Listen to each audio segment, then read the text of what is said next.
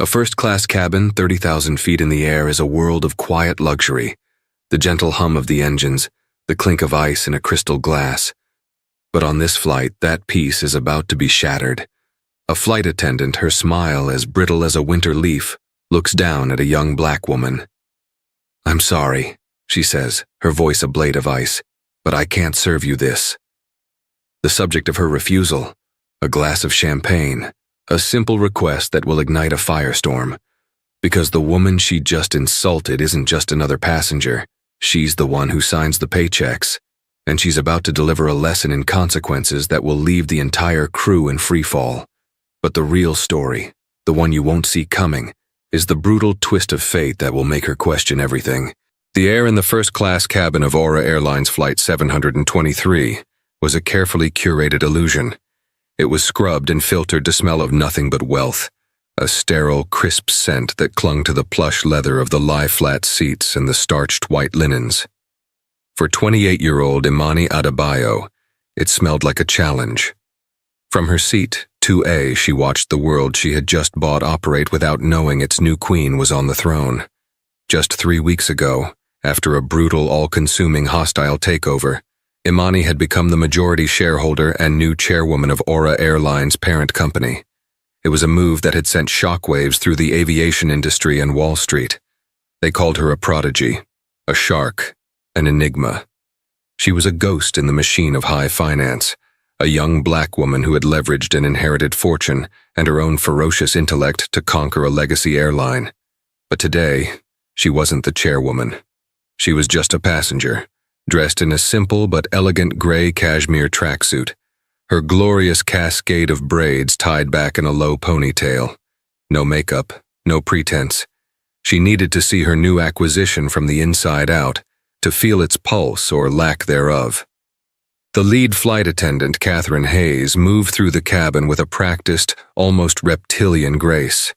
She was a woman in her late 50s, her blonde hair lacquered into a perfect chignon, her face a mask of polite indifference sculpted by 30 years of service.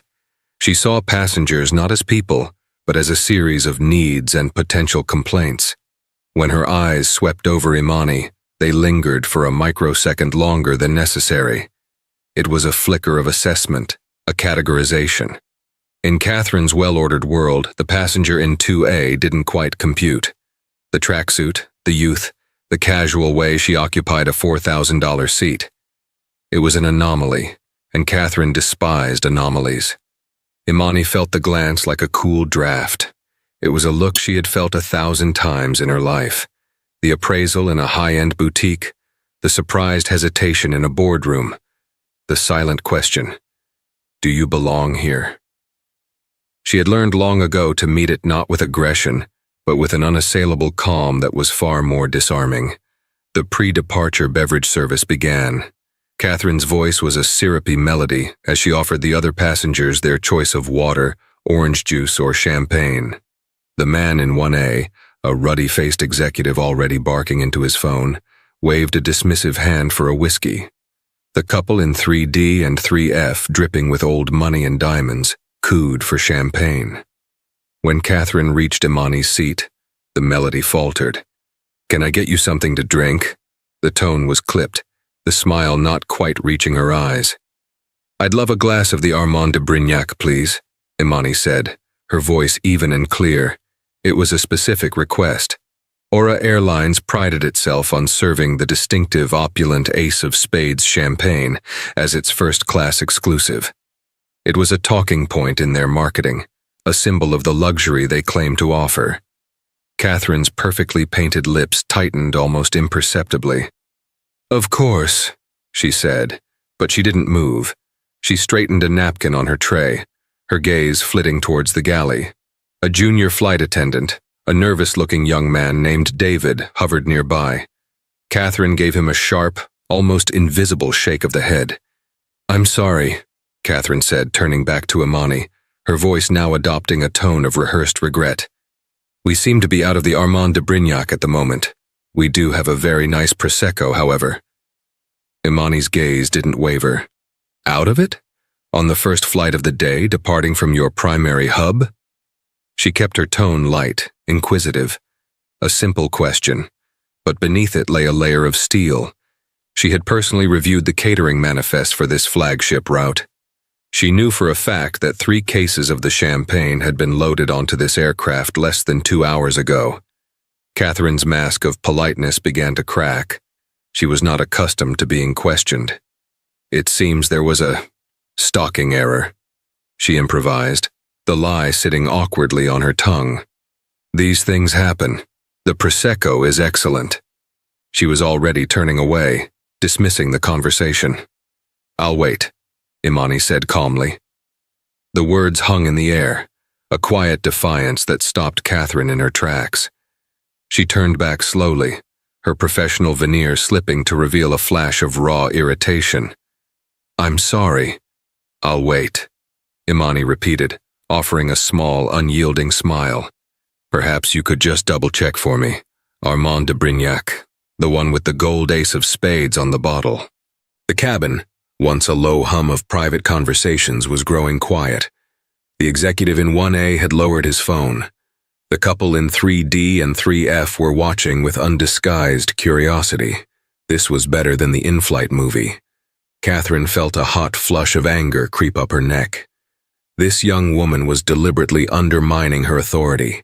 In her mind, the situation was clear. Someone who looked like her had no business being so demanding. No business even knowing the name of such an expensive champagne. It was a performance, a charade. She was probably flying on points or a discounted ticket, trying to act bigger than she was. Miss, Catherine said, her voice losing all its manufactured warmth and taking on a condescending edge. I have already told you we do not have it. Now if you would like the Prosecco, I will pour you a glass. Otherwise, I have other passengers to attend to. She made a show of turning to the man in 1A. Sir, can I refresh that whiskey for you? The man, caught in the crossfire, just grunted and looked away, suddenly fascinated by the clouds outside his window. He wanted no part of this. Imani took a slow, deliberate breath. She could have ended it right there.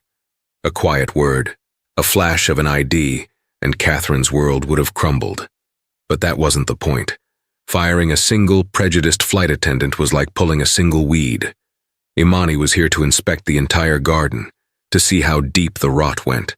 She wanted to see who would water the weed, who would shield it, and who would stand by and watch it grow. She pressed the call button.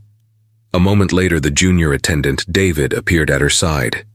He looked terrified, his eyes darting from Imani to Catherine, who was now standing by the galley, her arms crossed, watching. Yes, ma'am, David whispered, his hands trembling slightly.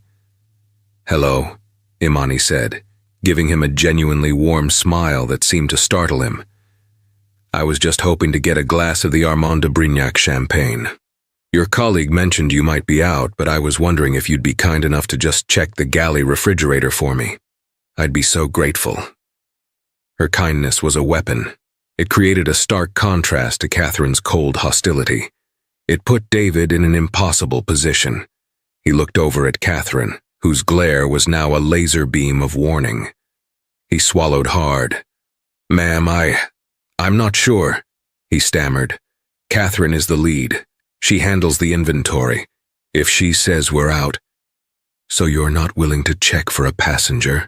Imani asked softly, tilting her head. Is that the policy here at Aura Airlines? The words policy and Aura Airlines were spoken with a subtle, almost imperceptible emphasis. It was a test, for David, for Catherine, for anyone else who was listening. Catherine saw her opening. She marched back to the seat, her heels clicking with aggressive authority on the cabin floor.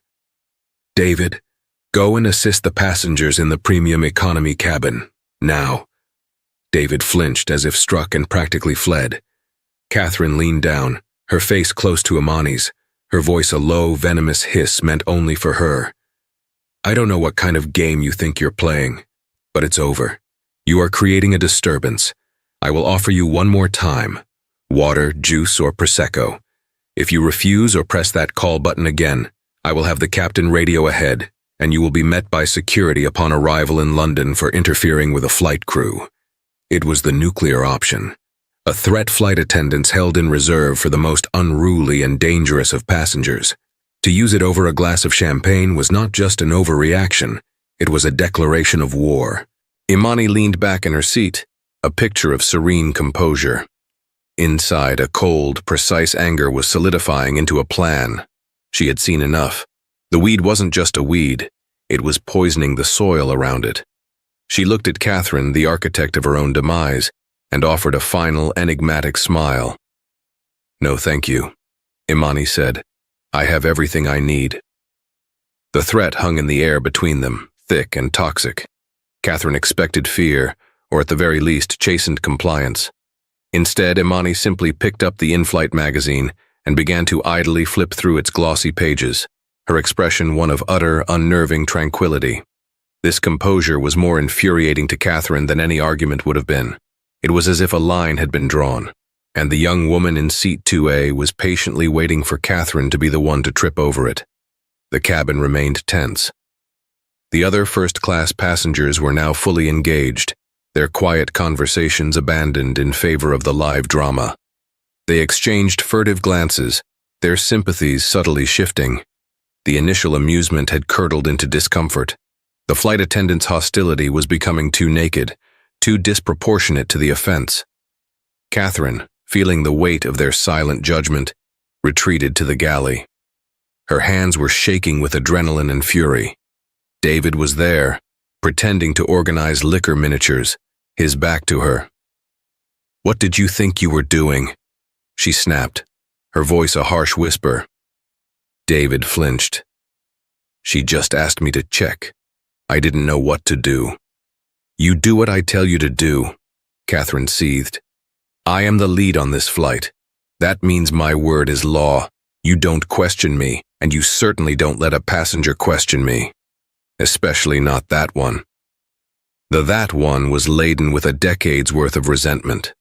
Resentment against a changing world, against affirmative action which she believed had stalled her husband's career, against the slow erosion of the deference she felt her position and her seniority commanded. In Imani, she saw the embodiment of it all. "But what if she complains?" David asked, his voice small. A formal complaint about service refusal could be serious. "Let her complain," Catherine scoffed, grabbing a bottle of Prosecco and corking it with a vicious pop. "It'll be her word against mine. And who do you think they'll believe? A 30-year veteran with a spotless record, or some entitled girl in a tracksuit who probably scammed her way into this seat?" She poured a glass of the sparkling wine, the bubbles fizzing angrily. Her logic seemed sound to her, a fortress built on years of ingrained corporate hierarchy and systemic bias.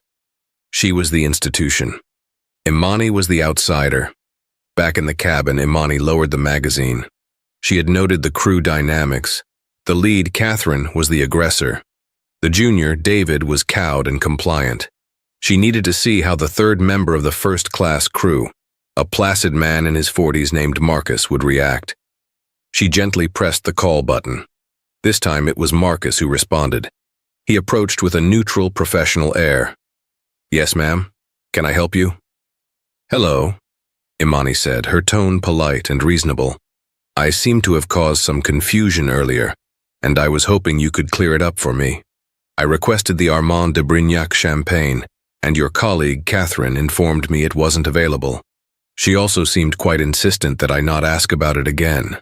Could you please tell me, is there a problem with me specifically having that drink?" She phrased it perfectly. It was no longer about inventory. It was about potential discrimination. The question put Marcus in the spotlight. He was a conflict-averse man who prided himself on de-escalation. "A problem? Of course not, ma'am," he said smoothly. "Let me go and check on the stock for you myself." He offered her a placating smile and walked toward the galley. From her seat, Imani could see the three of them, Catherine, David, and Marcus, in a huddled, tense conference. She couldn't hear the words, but she could read the body language. Catherine was gesticulating, her movements sharp and angry. Marcus was holding up his hands, a calming gesture. David stood to the side, looking like he wanted the floor to swallow him whole. The older businessman in 1A, Mr. Henderson, who had been trying to ignore the situation, finally decided he'd had enough. He was a seasoned traveler, a man who lived in these cabins. He understood the unspoken rules, and those rules were being broken. He unbuckled his seatbelt and walked towards the galley. "Is there an issue here?" he asked, his voice a low baritone that commanded attention. He looked from the crew to Imani and back again. "This young lady has made a simple request. I fly this route twice a month, and you've never been out of Champagne. What on earth is the problem?" Catherine turned on him, her fury now overflowing. "Sir, with all due respect, this is a crew matter. Please return to your seat." "It becomes a passenger matter when the crew is making a spectacle of themselves," Henderson retorted, his patience gone. "I saw the whole thing. Your behavior towards her has been completely out of line." Marcus stepped between them. "Mr. Henderson, please. We can sort this out. Catherine, let's just check the fridge." "No!" Catherine's voice was now dangerously loud. The pretense of whispering was gone. "I will not be undermined by a junior attendant and a nosy passenger. She is not having that champagne. End of story." It was a full-blown meltdown. In the middle of the first-class cabin, 30,000 feet above the Atlantic. Imani watched, her face a mask of calm, but her mind was a whirring supercomputer, processing every detail, every word, every failed protocol. This was no longer about one racist employee. This was a systemic failure. Marcus, the supposed de-escalator, had failed to control his lead attendant. David, the junior, was too intimidated to follow basic passenger service protocols, and Catherine, the lead, was a tyrant who felt empowered to create and enforce her own discriminatory rules. She was a liability walking the aisle of a multi-billion-dollar company. Her company. Marcus, finally realizing the situation was spiraling out of control, made a decision. He pushed past Catherine, opened the specific galley refrigerator where the premium alcohol was kept, and there, nestled in their custom slots, were a dozen gleaming, unopened bottles of Armand de Brignac. The gold ace of spades seemed to mock them. Silence descended upon the galley. A thick, suffocating silence. David stared at the bottles, his face pale. Mr. Henderson let out a short, sharp sigh of vindication. Marcus looked at Catherine, his expression a mixture of exasperation and pity. Catherine stared at the bottles as if they were snakes. She had been caught in the most flagrant, undeniable lie. There was no excuse, no way to spin this. Her authority, which she had wielded with such arrogance, had evaporated in an instant. Her fortress had crumbled, but instead of contrition, her expression hardened into one of pure, defiant rage. She turned her glare not on Marcus, but back down the aisle at Imani. It was a look of profound hatred, a promise of retribution. Imani met her gaze. She gave a slow, deliberate nod as if to say, "Thank you. You've shown me exactly what I needed to see." She then looked at Marcus, who was now holding one of the bottles. He started to walk toward her, a look of profound apology on his face. "Ma'am, I am so sorry," he began. Imani held up a single graceful hand. "It's too late for that," she said, her voice soft, yet carrying the unmistakable weight of finality. "But please do leave the bottle." Marcus placed the chilled, opulent bottle of Armand de Brignac on the small table beside Imani's seat. The gold-plated ace of spades insignia gleamed under the cabin lights, a silent testament to the lie that had just been exposed. He opened his mouth to apologize again, but Imani's calm, dismissive gaze cut him off. He retreated to the galley, defeated, leaving the bottle as a lonely centerpiece in a theater of tension. Imani didn't touch it. She didn't ask for a glass. The champagne was no longer the point.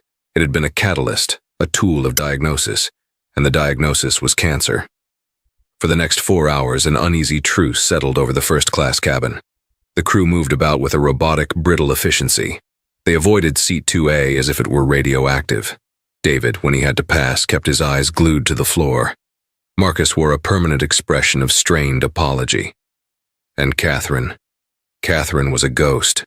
She performed her duties with a chilling, silent fury, her movements jerky, her face a thundercloud of resentment.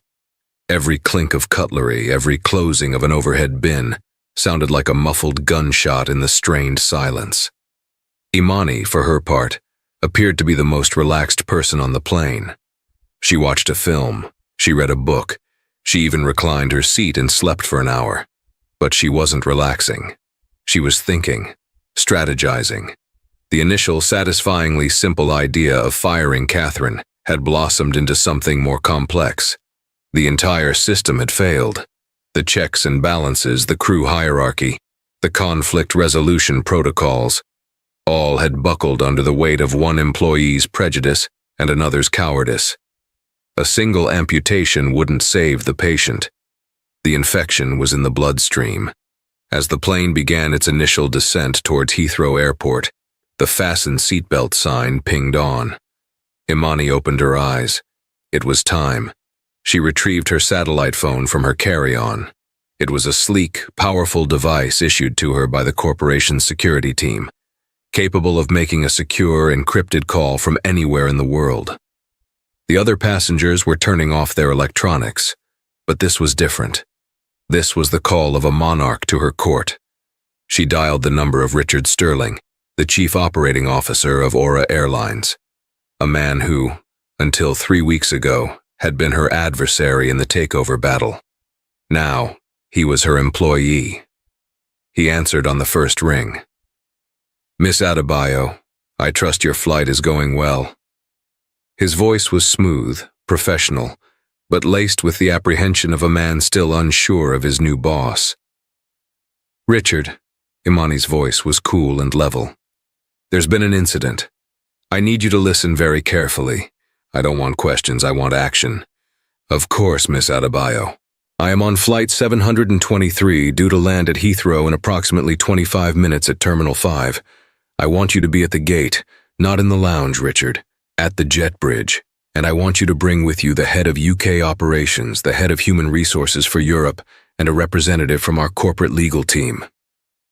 There was a stunned silence on the other end of the line. The request was unprecedented. "Miss Adebayo, may I ask what this is concerning? To assemble a team that quickly?" "It concerns a complete and catastrophic failure of service and protocol in your first-class cabin," Imani stated, her words precise and sharp. "It concerns a crew that I have found to be unprofessional, insubordinate, and discriminatory. You wanted to know if my flight was going well? It has been an absolute masterclass in everything your training manuals say should never happen. Be at the gate, Richard. That's an order." She ended the call, leaving no room for argument. The plane touched down with a gentle bump, taxiing smoothly towards the terminal. The other passengers began to gather their belongings, eager to disembark. A sense of normalcy was returning. But for the crew of Flight 723, the dread was just beginning. Catherine, Marcus, and David went through the post-landing procedures on autopilot, their faces pale. Catherine shot a nervous glance at Imani, who was now just sitting patiently, watching her. The enigmatic calm was gone, replaced by an aura of formidable power. The jet bridge connected with a solid thud. The familiar sound of the door being disarmed echoed through the cabin. Catherine stepped forward to make the disembarkation announcement. But before she could speak, the cabin door was opened from the outside. Standing there, framed in the doorway, was not the usual ground crew. It was a phalanx of men and women in sharp business suits. At the front was Richard Sterling, the COO, his face a mask of anxiety.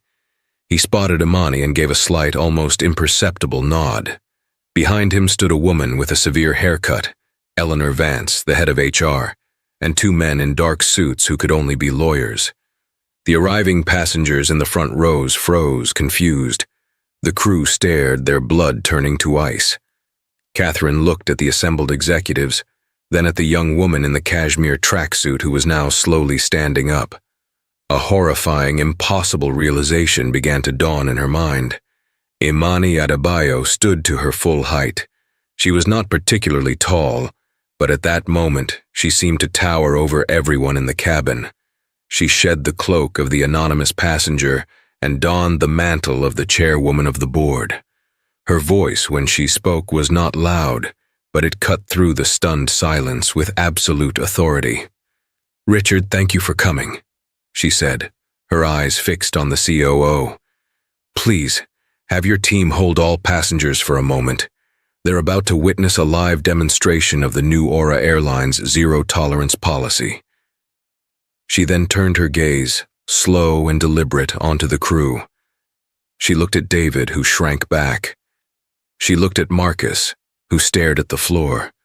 And finally, her eyes locked onto Catherine Hayes. "Catherine," Imani said, her voice dangerously soft, "I believe we have some things to discuss. You, me, and the entire leadership team for Europe." The mask of defiance on Catherine's face finally shattered, replaced by a wave of pure, unadulterated terror. The game was over. Checkmate. The first-class cabin of Flight 723 transformed from a space of luxury into a corporate courtroom. The air, once thin with altitude, was now thick with judgment. The handful of remaining passengers, held at the door by a polite but firm Richard Sterling, watched with wide-eyed disbelief. This was a corporate execution, and they had front-row seats. Imani Adebayo stood in the center of the aisle, a figure of composed fury. The executives, Sterling, Vance from HR, and the lawyers, filed in behind her, their faces grim. They formed a silent, somber wall that blocked the crew's exit and amplified their isolation. Imani's gaze swept over the 3 flight attendants. "For the past 7 hours," she began, her voice resonating with cold clarity, "I have had the distinct displeasure of experiencing what this airline, an airline I now own, deems first-class service.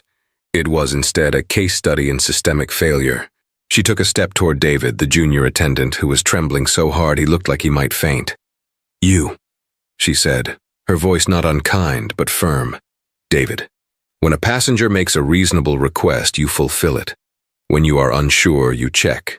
You do not allow a senior colleague to intimidate you into dereliction of your duty.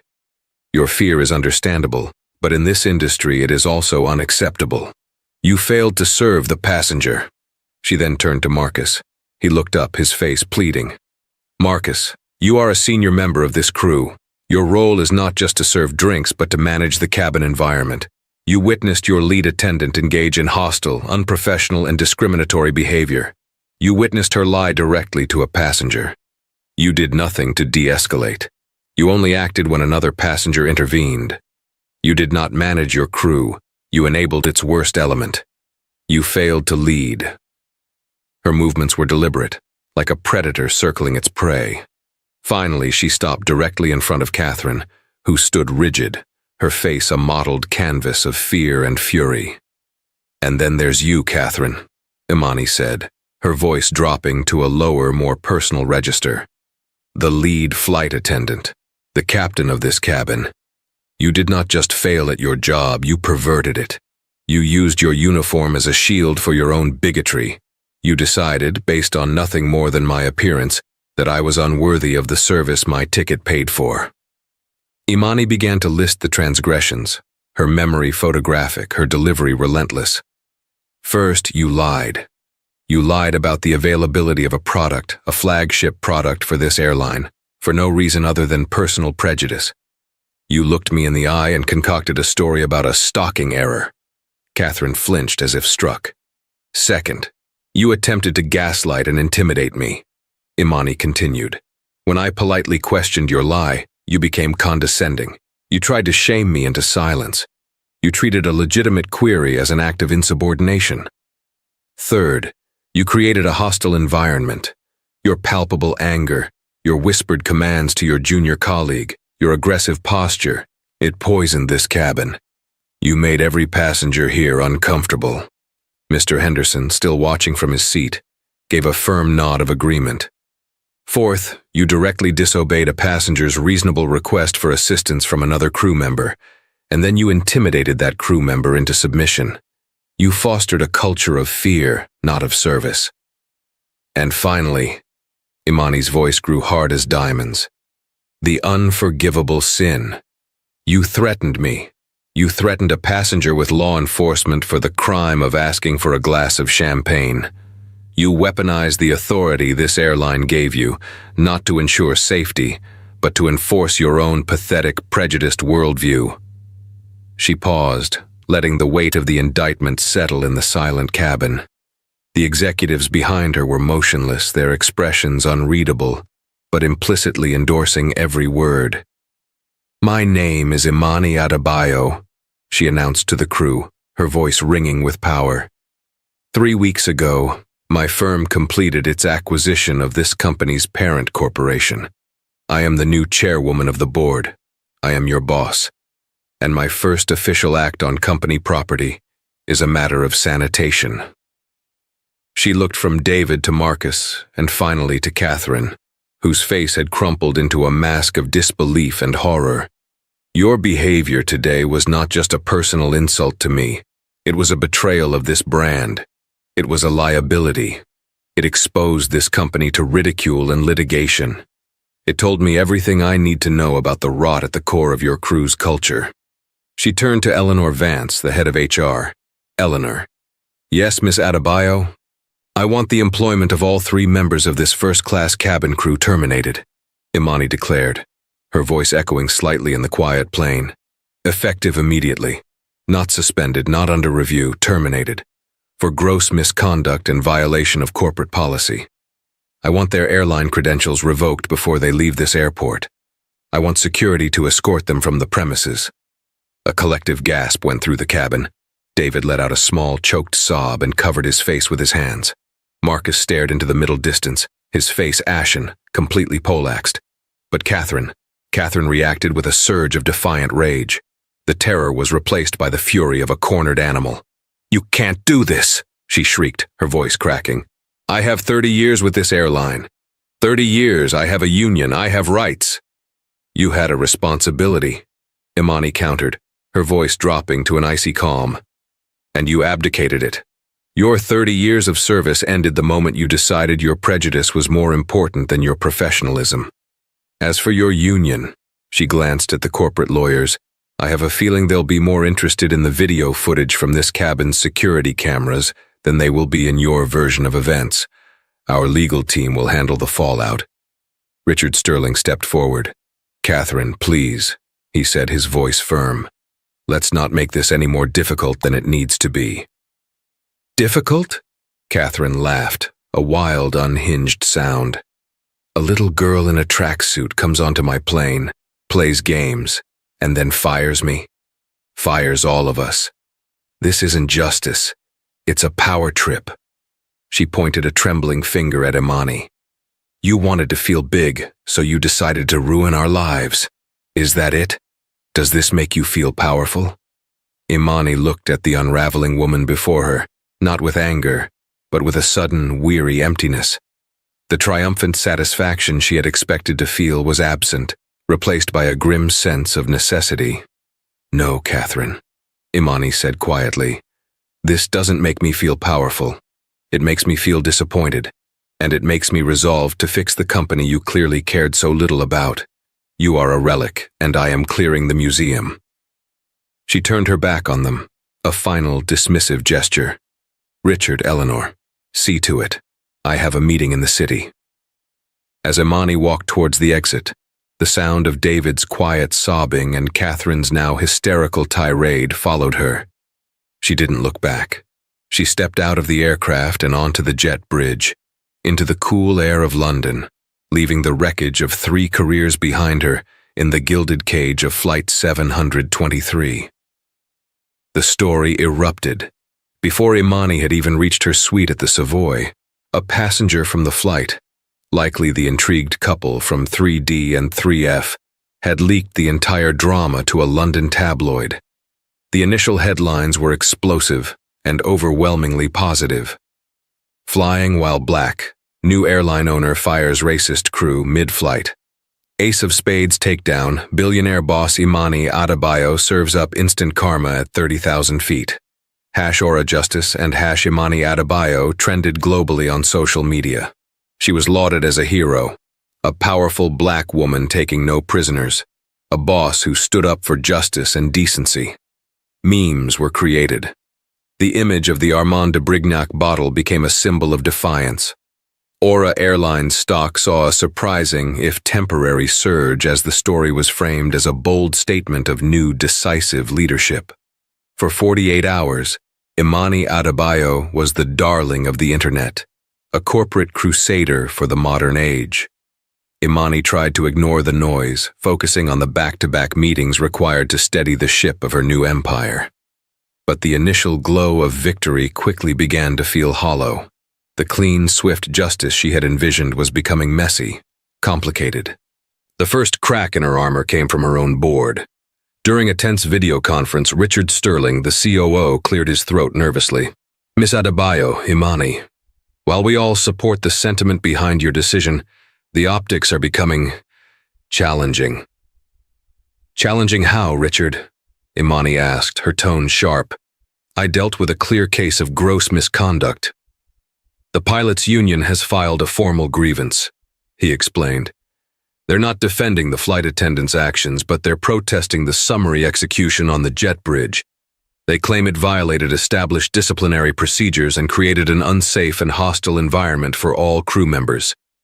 "It was a hostile environment long before I intervened," Imani countered. "I know, but they have a powerful lobby," Sterling pressed. "And something else has happened." He forwarded an article to her screen. It was from a rival, more reputable newspaper. The headline was different, the tone more insidious. "Power trip at 30,000 feet.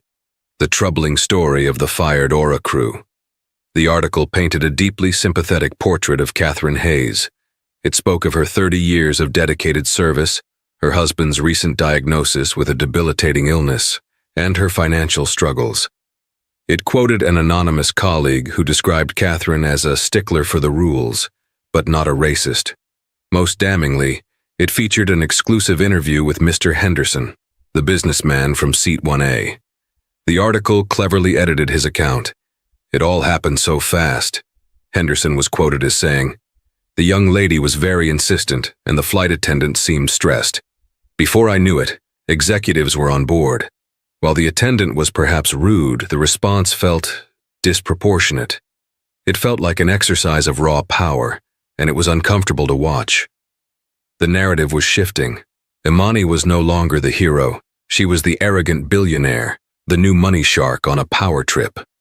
The story of Catherine's sick husband, true or not, was a potent weapon. The social media tide began to turn with vicious speed. The comment sections were now filled with vitriol. "So a rich girl gets her feelings hurt and ruins 3 people's lives. Classy. What happened to due process? She acted like a dictator. My heart breaks for that flight attendant. 30 years of service gone in an instant. This Adebayo woman is a monster." The victory, once so clear and righteous, was now drenched in poison. The world hadn't seen the cold condescension in Catherine's eyes, or heard the venom in her hiss. They hadn't seen David's terror or Marcus's spinelessness. They saw a simplified, distorted morality play. The powerful heiress versus the working-class victim. Imani found herself isolated. Her PR team was in damage control mode. Her board was nervous. The simple act of demanding to be treated with dignity had spiraled into a referendum on her character, her leadership style, and her right to the very power she wielded. The satisfaction she felt walking off that plane had been completely replaced by a gnawing, bitter anxiety. She had won the battle, but she was beginning to feel like she was losing the war for her own company's soul and her own public identity. The worst was yet to come. One evening, alone in her hotel suite, staring out at the glittering lights of London, she received an email forwarded from Eleanor Vance in HR. It was a formal appeal letter, not from Catherine or Marcus, but from the youngest of the crew, David. Vance's note was brief. "Imani, I think you need to see this." It came through his lawyer, but it was written by the young man himself. "There's something you should know." Imani opened the attached PDF. The letter wasn't angry or litigious, it was quiet, desperate, and heartbreaking. It detailed his shock and his fear, and his acceptance that he had failed in his duties. He wasn't asking for his job back. He was asking for a severance recommendation, a clean record, anything that would help him find work again. He explained that he was the sole provider for his mother, who was struggling with medical bills. But it was the final paragraph that made the breath catch in Imani's throat, that made the entire world tilt on its axis. And the cruelest irony of all this, David had written, is that I only took this job because I wanted to be part of something built by the person my adopted father admired most in this world. He spoke of her constantly, of her brilliance and her vision. He was so proud of what she was becoming. My father was Jacob Vance, and he always told me that if I ever got the chance, I should work for the company run by his star protege, Imani Adebayo. Imani read the name again. Jacob Vance, not the same as Eleanor Vance from HR. Jacob, her mentor, the man who had found her as a raw, brilliant, but lost orphan straight out of university. Jacob, who had molded her, guided her, championed her. Jacob, whose sudden death 6 months ago had left her heartbroken, but also the unexpected inheritor of his vast fortune. The very fortune she had used to launch the takeover of Aura Airlines. Jacob, who had been her rock, her guide, her surrogate father. He had never spoken of an adopted son. In his final years, consumed by his own illness, he had become more private. The hotel suite suddenly felt cold, cavernous. The weight of her action came crashing down on her, not as a PR problem or a stock fluctuation, but as a deeply personal, soul-crushing blow. She had wielded her power like a righteous sword, swift and absolute. But in her quest for justice, in her bid to cleanse the rot, she had swung blindly. She had wounded the son of the one man whose legacy she was trying to honor. The karma wasn't a lawsuit. It wasn't a trending hashtag. It was this sickening, profound, and inescapable wound to her own conscience. Her victory was not just poisoned, it was a curse. The revelation struck Imani with the force of a physical blow. She stumbled back from her desk, the tablet slipping from her fingers and clattering onto the thick carpet of the hotel suite. Jacob Vance's son. The name echoed in the silent room, a ghost she had inadvertently summoned. All the noise from the outside world, the tabloids, the tweets, the concerned calls from the board, faded into an insignificant hum. The hard karma she had vaguely worried about had materialized not as a corporate crisis, but as an intimate, gut-wrenching betrayal of her own heart. Her mentor, the man who had built her up, who believed in her when no one else did, whose memory was the sacred bedrock of her ambition. She had summarily fired his son. She had terrified him, humiliated him, and cast him out, all while preening in her own righteous indignation. The irony was staggering, almost poetic in its cruelty. She had bought the airline to build a legacy worthy of Jacob. Instead, her very first act as its leader was to bring ruin upon his family. Catherine's smug, hateful face was replaced in her mind's eye by the image of David's youthful, terrified expression. She remembered his stammer, his trembling hands, his desperate glances towards Catherine. It wasn't just the look of a new employee. It was the look of a boy utterly out of his depth, trapped between a tyrant and a titan, not knowing that the titan was the person his father had taught him to revere. Sleep offered no escape. Her dreams were a chaotic montage of the flight. Catherine's sneer, the glint of the champagne bottle, and Jacob's smiling, proud face, which would then morph into David's, filled with accusation and hurt. She woke up before dawn, the London sky still a deep indigo, with a profound sense of shame that felt heavier than her entire fortune. She knew what she had to do. The PR strategies and legal consultations were meaningless now. This was a debt that could not be paid with money or corporate maneuvering. It required something far more costly: humility. She found David's contact information through a still-stunned Eleanor Vance. She didn't delegate the call. She didn't have a script. She just picked up her phone and dialed, her heart pounding a nervous rhythm against her ribs. He answered on the fourth ring, his voice wary and hesitant. "Hello? David, this is Imani Adebayo." There was a sharp intake of breath on the other end, followed by a long, heavy silence. Imani could picture him on the other end, bracing for another blow. Yes, he finally said. "I am calling. Imani began, her voice thick with an emotion she hadn't allowed herself to show anyone. "To offer you the most profound and sincere apology of my life. I read your letter. I knew your father, Jacob. Jacob was everything to me." The words tumbled out of her, unfiltered, raw, and painful. She didn't make excuses. She didn't blame Catherine or the pressures of her new role. She owned her actions completely. "I was so focused on the principle, on the lesson I wanted to teach, that I became blind," she confessed, pacing the floor of her suite. "I saw a uniform, not a person. I saw a failed employee, not Jacob Vance's son. What I did was inexcusable. I wielded my power without wisdom, and I am so sorry for the pain and fear I have caused you and your mother." David was silent for a long time. When he finally spoke, his voice was no longer fearful, but filled with a quiet, aching sadness. "He talked about you all the time," he said softly. "Imani has a vision," he'd say. "She sees the whole board, not just the next move."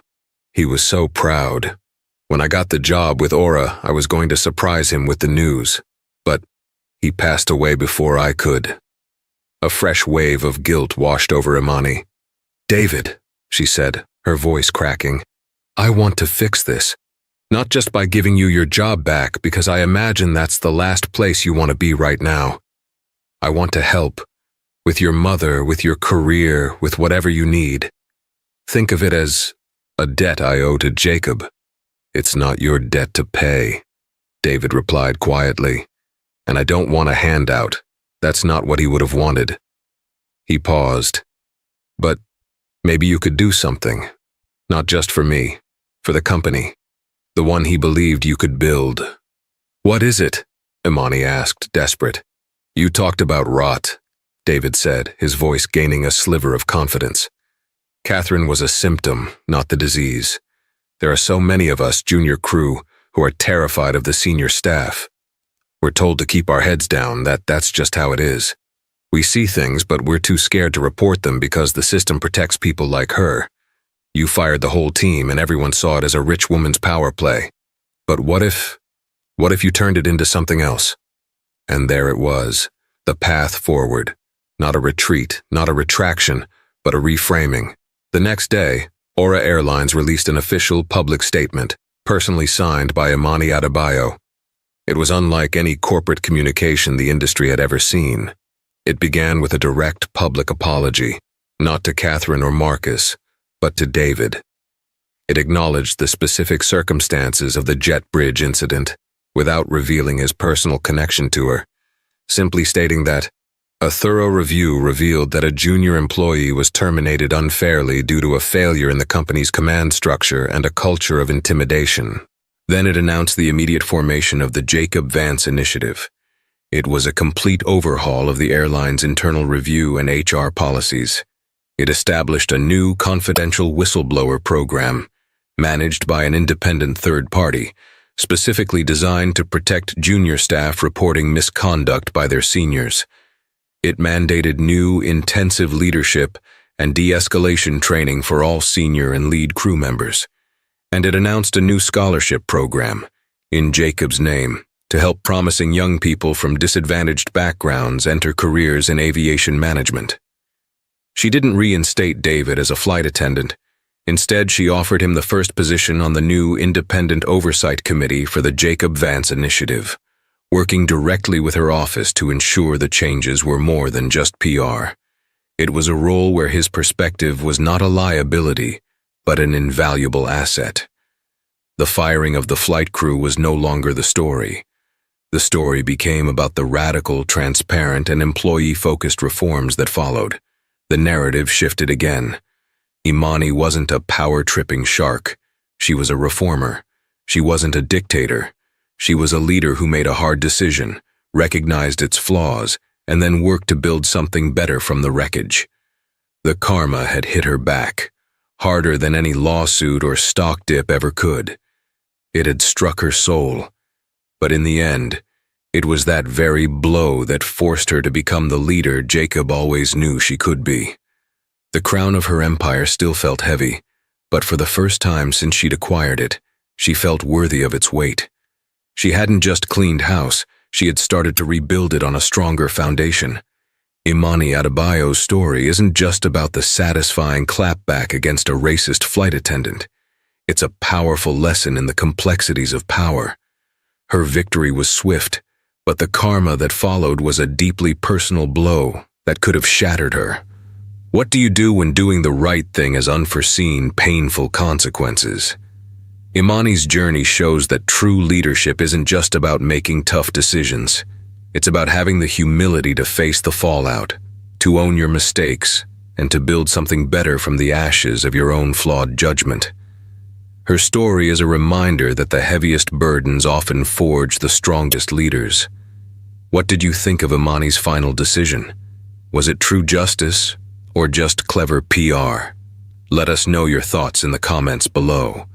If this story of power, prejudice, and painful karma resonated with you, please hit that like button, share it with someone who needs to hear it, and make sure you subscribe for more drama storytelling that makes you think.